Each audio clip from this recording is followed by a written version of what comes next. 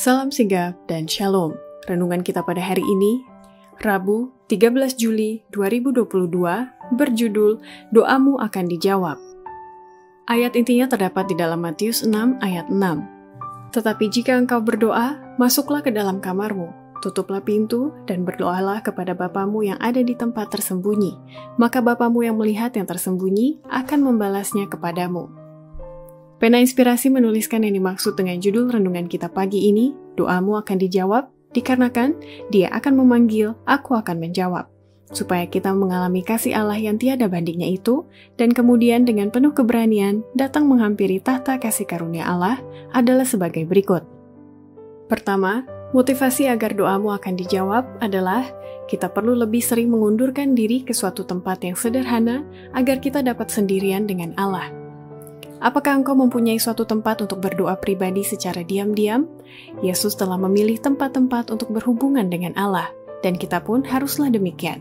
Kita perlu sering mengundurkan diri ke suatu tempat, betapapun sederhananya, di mana kita dapat sendirian dengan Allah.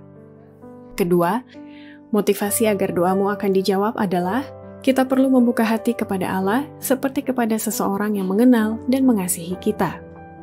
Di dalam nama Yesus, kita boleh datang ke hadirat Allah dengan keyakinan dari seorang anak. Tidak seorang pun diperlukan untuk bertindak sebagai perantara.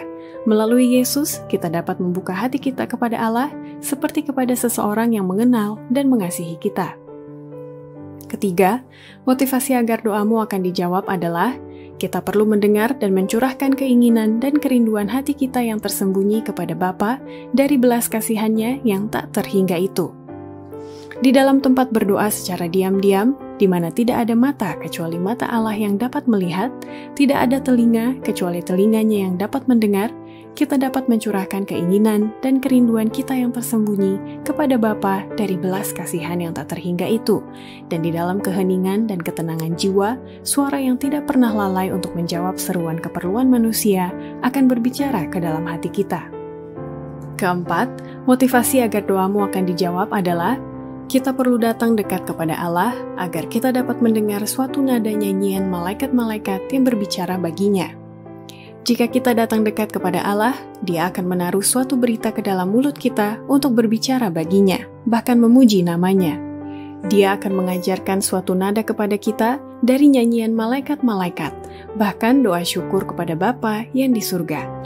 Dalam setiap tindakan hidup, terang dan kasih dari Juru Selamat yang ingin tinggal di dalam hidup manusia itu akan dinyatakan.